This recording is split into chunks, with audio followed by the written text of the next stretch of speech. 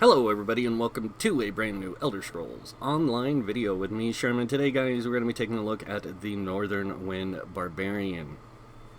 Now, this is a build that I kind of did some reimagining of the North Wind, or the Northern Wind character, and just wanted to do something stamina based and instead of focusing on the magic side, and wanted it to be more aggressive but at the same time survivable. So let's go ahead and get into the build. As you can see, we are a Nord Warden, and with 64 points into our stamina, this is how the build works. We have 30k max stamina, 24k max health, 17k max magicka, and our mag recovery is coming in at 622, stam recovery is 1177, and then our spell damage and weapon damage are in a decent place, 1800 and 2800, and then spell criticals 31%, 43% weapon critical. We do have a 22k spell resist with a 22k physical resist, and then of course we are using the Thief of Mundustone to give us a higher crit chance, and we are using tri-stat food. Now, this is a medium armor build. I want to be clear on that before we move on. So moving on to our equipment and gear. Food wise, tri-stat food is going to give you the better overall, but you can use other foods with this if you want to. You know, you can use the dual stat food for stamina and health, or that kind of setup. It's really up to you. And potion wise, any potion that fits what you're trying to get out of the build is going to work for you most of the time.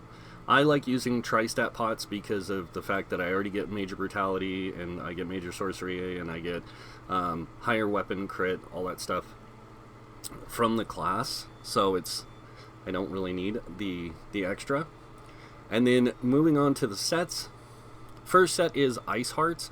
Ice Hearts is a really good set for solo play and also for like survivability play. It's one piece gives you spell crit, 2 piece when you deal critical damage, you have a 20% chance to gain a damage shield that absorbs 5,800 damage for 6 seconds, and then while the damage shield holds, you deal 640 frost damage to all enemies within 5 meters of you every second. This effect can occur once every 6 seconds. The whole again premise behind this build is it's an aggressive frontline soldier that's meant to get in the mix of it right next to the tank, like take a beating, all that kind of stuff, and it works out really well with Ice Hearts. Now the next set we're using is the aggressive side, and that is Hunting's Rage. As you can see, the 2 piece and 4 piece give weapon crit, 3 piece max stamina, and the 5 piece gives you 300 extra weapon damage, and it does work out really well with that. Now on to the next set, and this is where things are a little different, but you might see why I chose this set, and that is the Iron Blood set. Now this is a set that drops in one of the dungeons. It's a pretty powerful set in how it works. So the 2 piece, that's max health, 3 piece armor, 4 piece armor, and then the 5 piece. When you take damage, you have an 8% chance to turn your blood into pure iron and gain a major protection for 10 seconds, reducing your damage taken by 30%, but also reducing your movement speed by 50%. This effect can occur once every 15 seconds. So it's meant to take damage, but it's also meant to be very protective of the person wearing it. And I like that kind of combination. I think it works out really well with the way this build plays. So moving on to traits and enchants. Traits wise, Invigorating Helm, Invigorating Legs as usual. This is just to give you that little bit more magicka and stam recovery in the build itself, and it works out really well. On the big piece, we are using Reinforced and it's a heavy chest. The rest of it is light belt, medium boots, medium legs, medium gloves, medium shoulder, and medium helm. This is going to give you the 5 medium, the 1 heavy, and the 1 light, so you get the Undaunted passives. On the enchants, on the big pieces, we are using the tri-stats, and that's going to help us with maximizing health, stamina, and magicka. On the smaller pieces, we are using Divine's max health. This is just to keep us in a higher health pool range, so we can get more out of the character, more survivability, more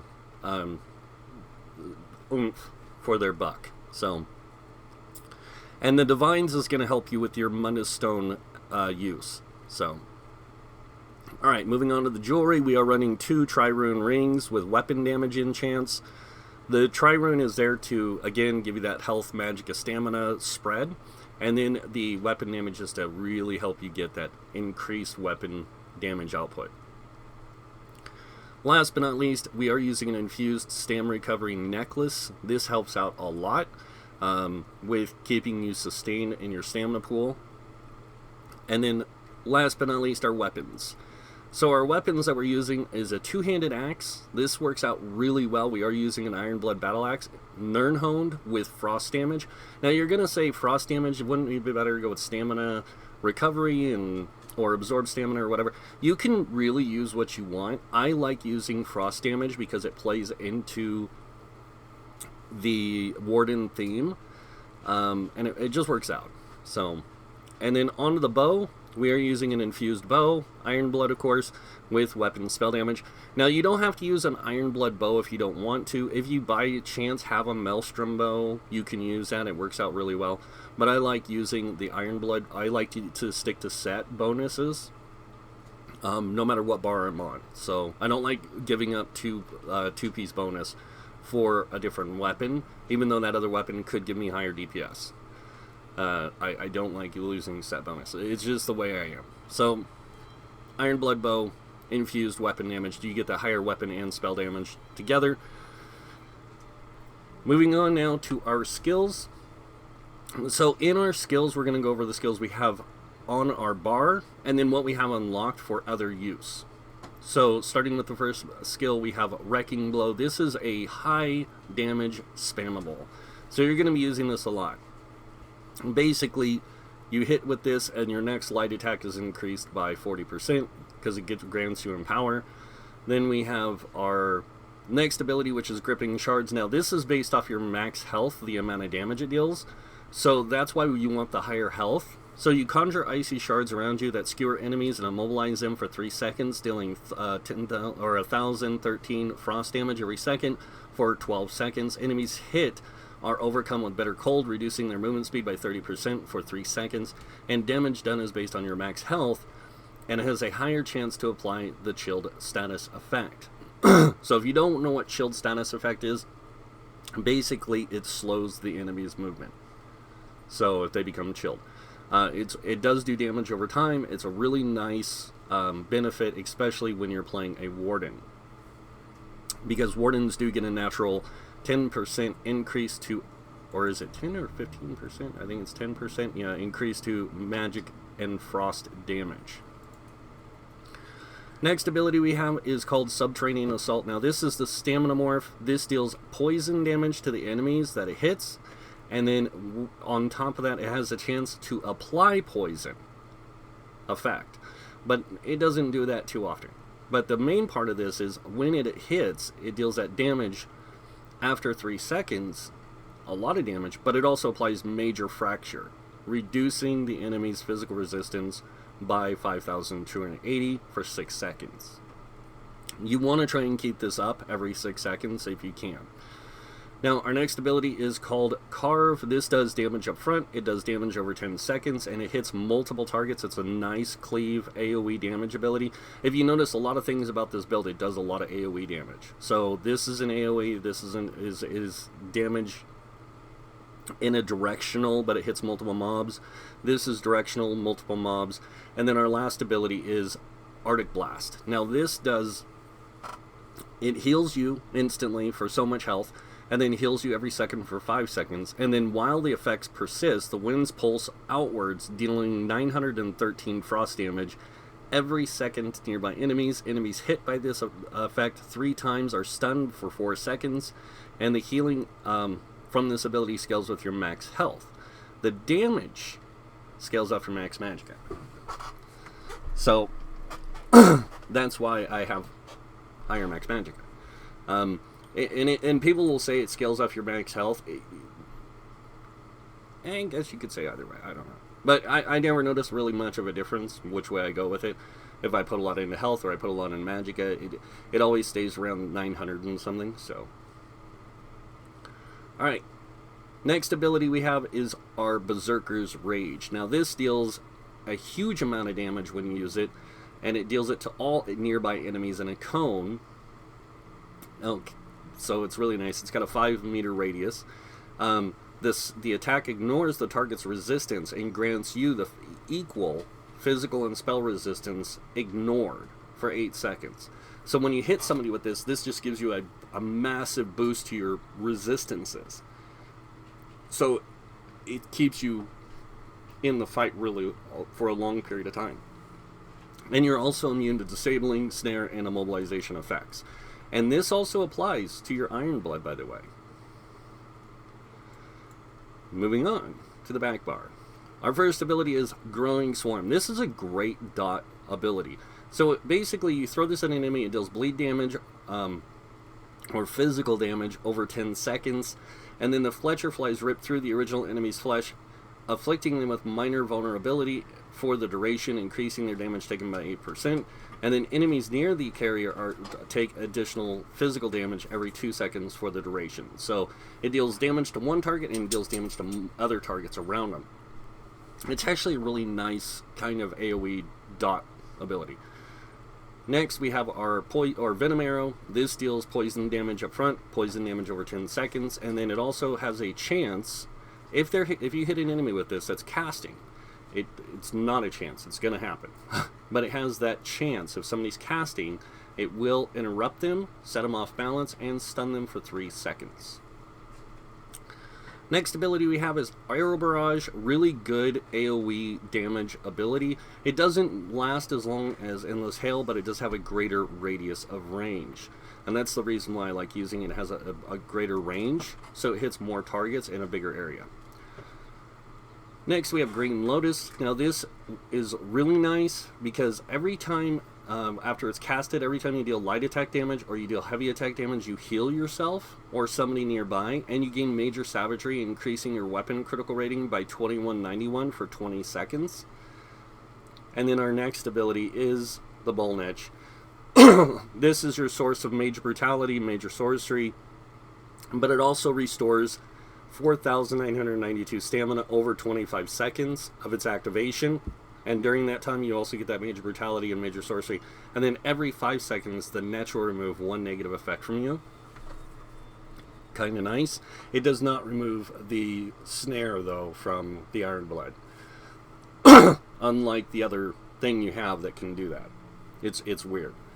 So next ability we have is the one that basically the build is built around, and that is the Northern Storm. So Northern Storm is a really powerful ice or Winter's Embrace ultimate. So Twisted Violent Storm around you, dealing X amount of frost damage every second for 8 seconds to the enemies around you, reducing their movement speed by 40% and increasing your max magicka by 15% for 30 seconds. You and nearby allies gain major protection, reducing your damage taken by 30%.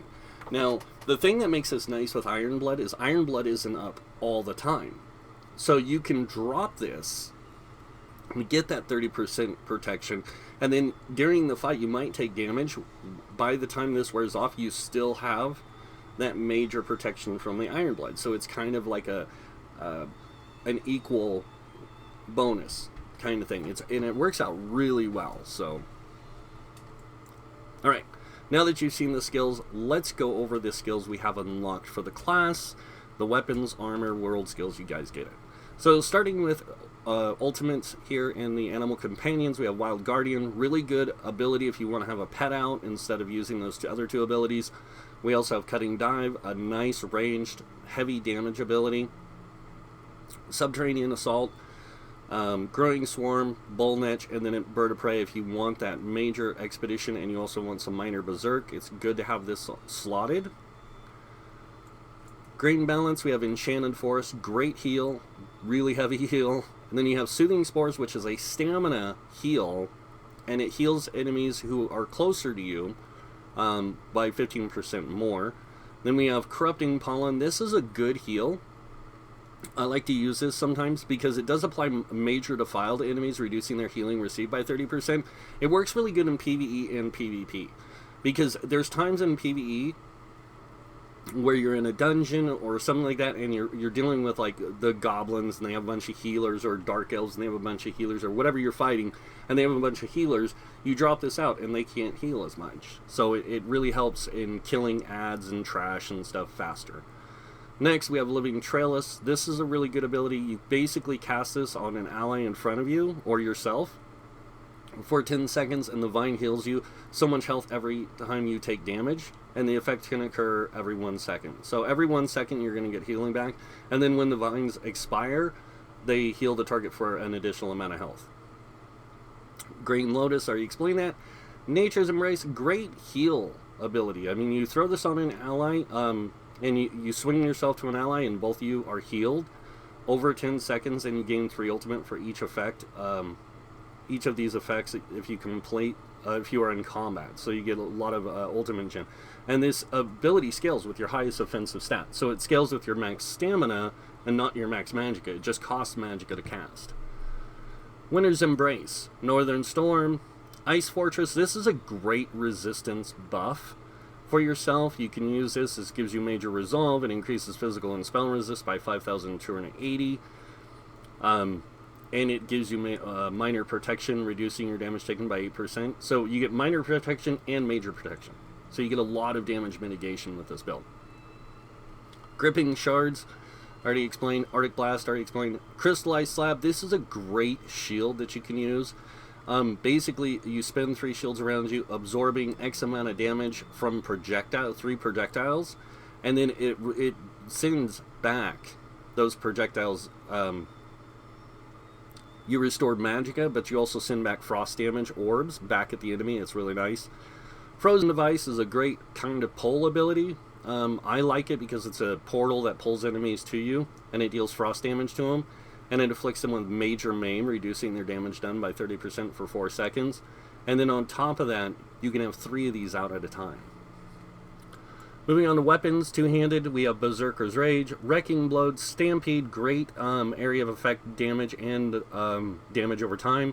Carve, great damage, of course, and damage over time. Reverse Slice is a great AoE execute for multiple targets.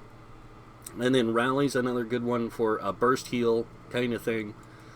Bow, Ballista, really good for just getting a lot of damage out really fast. Focused Aim, really good if you want a little bit more physical penetration with minor fracture.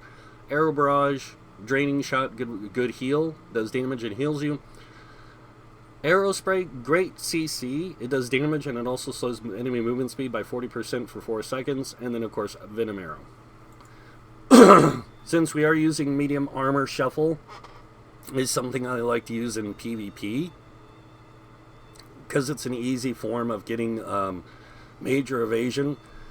And then on top of that, it also grants you immunity to snares and immobilizations for each for 1 second when you activate. Alright, moving on to Soul Magic, we have Soul Assault, Consuming Trap, and of course the passives there. Fighters Guild, Flawless Dawnbreaker, Silver Shards. Flawless Dawnbreaker is just a really good damage up front, damage over time ability. And it gives you 300 weapon damage for 20 seconds after you activate it. Silver Shards is a great pull, or a great AoE, damage ability. You hit one target, it blows out from them, dealing damage to multiple targets. Ring of Preservation, another great heal and minor protection for your allies. Evil Hunter, good source of major savagery at all times. So if you don't want to use your nets, you can use this instead. And then Rally, it works out really well. Barb Trap, really great way of getting minor force. Mage's Guild, Ice Comet, good CC, good area of effect damage and damage over time. Inner Light, great source for minor magicka, for max magicka by 5%. Structured Entropy, great damage and healing for you. Scully Ruin is a nice trap. It's kind of like the trap from over here, except it doesn't give you minor force. Instead, it deals damage up front and damage over 14 seconds, fire damage. And then spell symmetry is a great way to trade health for magicka. Sigil Order. Temporal Guard, really great. Again, just having it slotted gives you minor protection. Borrowed Time, really good ability for area of effect crowd control. An elemental weapon. Now, this is one that's people are gonna question why you're using elemental weapon. I like it because it does all three elemental type. It applies all three elemental types of effect. So it does burning, concussed, and shield on the enemy, but it does magic damage when you hit him. So you apply burning, concussed, and shield, and you already get this benefit of shield. So you can like stun people and slow them down and everything. It's really nice. Race Against Time, another way of getting minor force. And it also removes snares and stuff. Men's Spirit, again, another great way of healing your allies and giving them some buff to their resistances. Introspection, good resource return for health and magic and stamina. And any of these you have slotted will also give you a 5k shield for having it there. Undaunted, Sanguine Altar, good way of giving lifesteal and a great synergy. Tangling Webs, again, great damage, great CC, and synergy. Inner Beast, great taunt. So it's a ranged taunt, deals physical damage, taunts the enemy for 15 seconds. And the enemy takes 5% more damage from your attacks while the effect persists. A lot of people didn't know that. And then at ranged, an ally targeting the taunted enemy has a 50% chance to activate Radiant Synergy for X amount of magic damage to them over 3 seconds, and additional magic damage to all other nearby enemies. It's a good ability. Spike Bone Shield, good shield. It's a pretty big shield, 8,900 over 6 seconds, and it returns 130% of all direct damage you absorb back at the enemy. This does scale off your max health, and it's also a good synergy because they can activate a synergy and get a shield on 5 other allies. That is 34% of their max health. Energy Orb, another great ability you can use. Now this will heal people, and it also has a synergy attached to it which allows people to get resources back. So, and also make sure you get the 2 passives. Assault, Aggressive Horn, Echoing Vigor, and Razor Caltrops are the skills I have unlocked here. These work in PvE really well, and it just really good abilities. I mean, great stamina heal, group stamina heal, great group support, and then of course again great application for major fracture. So, and it does do a decent amount of damage over time. Support skills, Reviving Barrier, Efficient Purge, and Stalwart Guard. Stalwart Guard is actually really good with this build. Efficient Purge is really nice for when you're playing in a group and you need a cleanse. And then of course we have Magic Aid as the passive. Now racials, Nord. Nord was chosen because it is literally a really good race for this setup. So, Resist Frost. Increase your max health by 1,000. Cold Resistance by 2310. Gain immunity to chilled status effect. Really plays off that back end of the Warden where you get increased ice capabilities, but here you get immunity to it. So it's kind of like you get this nice trade-off. Stalwart increases your max stamina by 1,500, and when you take damage, you gain 5 ultimate. This effect can occur every 10 seconds. Rugged, it increases your physical and spell resist by 3960 for permanent. So you just get super durable, and that's why I like the barbarian, like the Nord is a barbarian type race, because it really fits that their theme of how they're set up. Now moving on to this Alchemy crafting passives, medicinal use, really good. When using a potion, resulting effects last 30% longer. And then Provisioning, Gourmand and Connoisseur. So Gourmand adds 20 minutes to the duration of any eaten food, and then Connoisseur adds 20 minutes to the duration of any consumed drink. Now one of the things I want to point out about the Nord is you get Revealer. Now in here you increase the duration of any consumed drink by 15 minutes. So this does, the 15 minutes does apply to the Provisioning Connoisseur. So if you wanted to use, with this build for example, the Dubious Cameron Throne. That increases your health, stamina, and your stam recovery. You could use that, and you're going to get an extra, with the 20 minutes and the extra 15, you're going to get an extra 35 minutes added to 2 hours. So that's actually quite nice. But that is pretty much it for the skills and everything. Now we're going to go over our champion points, starting with, of course, the red tree. In the red tree, we have 56 in the Ironclad. This reduces damage taken from direct damage attacks by 20%. We have 18 in the medium armor focus. This increases your physical resistance by 1729 while wearing 5 or more pieces of medium armor. 20 in a spell shield. This increases spell resistance by 1900. And if you notice here, that's 1729 and that's 1900. Wardens don't get any passives in the class for resistances like the DK and the Templar does. So you really want to spread these points out more evenly so you get spell resistance and physical resistance, but you always want your spell resistance to be a little bit higher. And that's because you take more spell damage in the game than you do physical damage. But it's still good to have a good balance in both. Moving on into the middle red tree, we have 31 into Thick Skin. This reduces your damage taken from damage over time effects by 13%. We have 43 into Hardy, reducing damage from physical poison disease by 10%. 43 into Elemental Defender, reducing flame, frost, shock, and magic damage by 10%. And remember, you're immune to chilled status effect, and you get increased resistances to frost damage. So an extra 10% is just great. Moving on over here, we have 40 in the Bastion. This increases the effectiveness of your damage shields by 16%. We have 19 in the Quick Recovery, increasing your healing received by 10%. And then moving on over here, we have 40 in the Warlord. This reduces break free cost by 16%. 16 in the Sprinter, reducing sprint cost by 10%. 16 into Bashing Focus, reducing bash cost by 10%. And then moving on into the middle tree here. And this is where you kind of got some play that you can do. So we got 75 in the Mooncalf. This increases your stam recovery by 14%. And you'll see I have 43 into Healthy, increasing my health recovery by 10%. You do not have to put this here if you're not playing with health recovery of any kind. I did it because I wanted the extra little bit of extra I could get out of my character in health recovery, to allow me to have something to fall back on to heal with. So, but Arcanus would probably be a little better. Moving on, we have 40 into Tumbling, reducing your dodge roll cost by 16%. 40 into Shadow Ward, reducing your cost to block by 16%.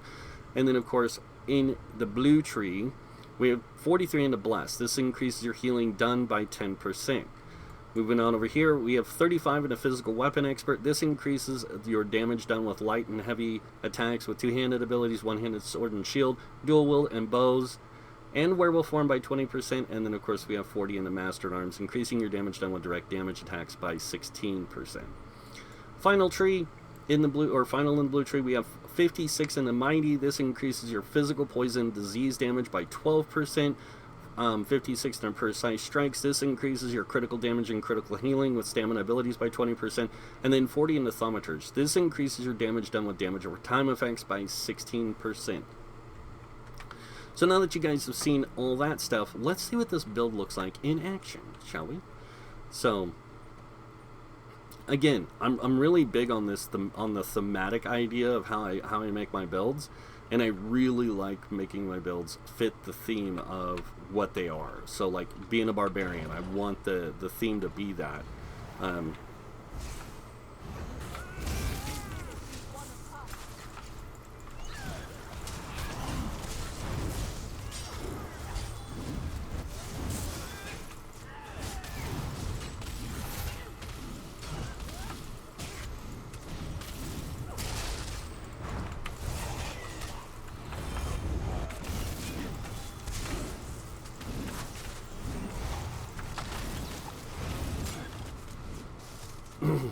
And you can see I do go through quite a bit of magicka, but it comes back really quick.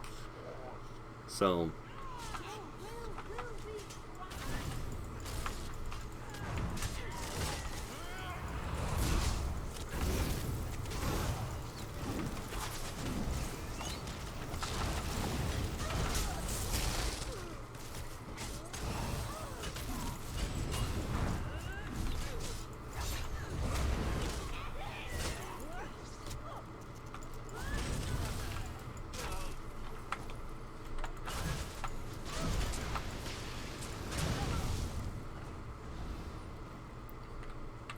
Here we go. Final encounter. We're gonna take on this big ugly in here. If I can find him. There he is.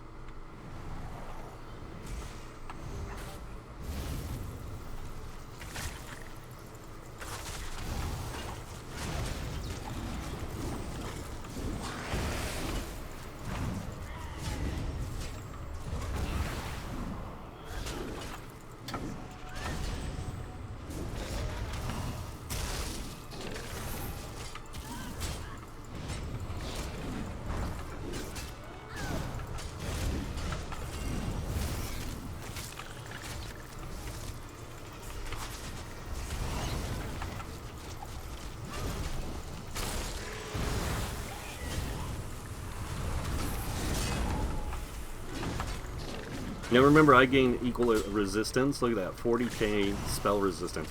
It's not like I need it, because I mean, you really don't. There's nothing I can really use it for.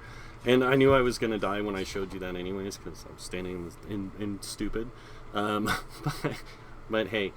But yeah, you guys can see for yourselves. It's got good survivability. It's got good damage. Lots of AoE capability, and it works really good in not only solo play, but it works really good in group play as well, because you have a lot of things that just give you this extra bit of survivability, while also having all these things that give you this extra bit of damage and this little bit of group support with healing and stuff, buffing everybody's health. And that's the other thing I want to show you. So I'm going to activate my Arctic Blast, and my health goes to 26,693. Because we do get the passive for being a Warden. In under Green Balance, you get the Maturation, which gives everybody minor toughness, increasing max health by 10% for 20 seconds when you heal them. So when I activate this, I get the 20% max health. But if I'm in a group, let's say, I can swap that out for Vigor. Or just using this, anytime I heal somebody, when I do a light or a heavy attack, then I get that, I can pass that Maturation around to multiple targets. And again, you're playing off pretty much all the passives with your character. So you're playing off the Animal Companion passives, you're playing off the Green Balance passives, and you're playing off a lot of the Winter's Embrace passives, because you're using skills from all three skill lines that give you this wide berth, if you will, of tools that allows for your character to take advantage of all that different stuff, like Frozen Armor, increases your physical and spell resistance by 500 with each Winter's Embrace ability. So we get another 1,000 extra on the front bar. On the back bar, we only get 500 because we're only using one Frost ability. So you still get that benefit. That small benefit there. Then you have Icy Aura, which reduces the effectiveness of snares applied to you. You get the Glacial Presence, increases your chance of applying chill to enemies with Winter Embrace abilities by 200%. Enemies and allies who have been recently chilled take 10% more critical damage and healing from you. So it's crazy. And then of course Green Balance gives you all this extra stuff too. When you heal yourself or an ally under 40% health with Green Balance, you gain Major Mending, increasing your healing done by 25% for 3 seconds. Nature's Gift, when you heal an ally with a Green Balance ability, you gain 250 Magicka or Stamina, whichever resource pool is lower. This effect can occur once every second. So even when I heal myself, I get Magicka back. Then I have Emerald Moss, increasing your healing done with Green Balance abilities by 2% for each Green Balance ability slotted. So over here I don't get any extra, but on the back bar I do get extra because I have one Green Balance ability slotted. And then of course Maturation. And then Animal Companion is really interesting. So Bond with Nature, anytime an Animal Companion skills ends, you heal for so much health. Savage Beast, when you cast Animal Companion ability while you're in combat, you generate 4 ultimate. This effect can occur once every 8 seconds. So being a Nord, I get 5 ultimate every 10 seconds. This, every time I activate an Animal Companion ability in combat, I get 4 ultimate. So I get 9 ultimate really quick. Flourish increases your magic and stamina recovery by 12% if an Animal Companion ability is slotted. And then of course Advanced Species increases your damage done for each Animal Companion ability slotted. So over here we only have 1, so we just can increase our damage by 2%. Over here it's 4% because we have 2, the Bullnetch and the Growing Swarm.